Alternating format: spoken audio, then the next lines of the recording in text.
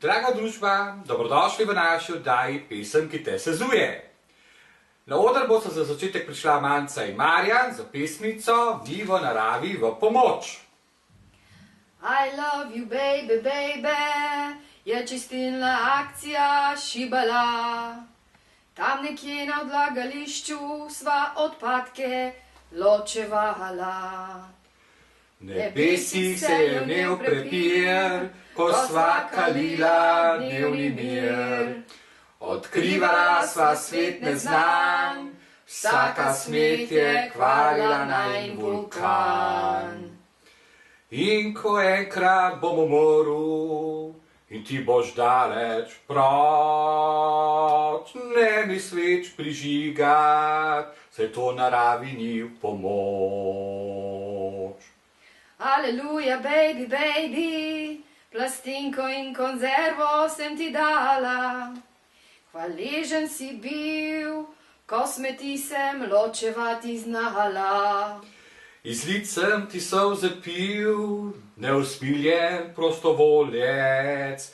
Tisti dan sem bil, Boga prosila bova za pomoč dekle, ločevala bova pozno v noč.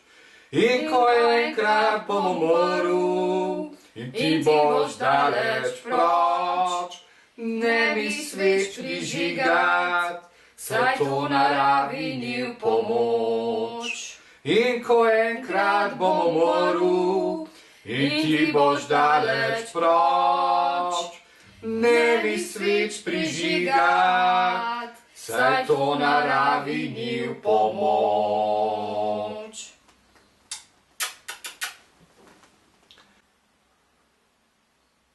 Ja, bravo, bravo, kakšna pesem, ja. No, če sem prav razumel, ta pesem govori o odpadnih nagrobnih svečah. Ja, res je, o nagrobnih svečah. Človek ne more verjeti, da v Sloveniji promet gre približno 10 000 ton nagrobnih sveč vsak let. Ja, in to je okoli 25 milijonov nagrobnih sveč. Zgrozila sva se, ko sva prebrala ta podatek. To je okoli 12 sveč na prebivalca Slovenije, kar predstavlja 4000 ton problematičnih odpadkov.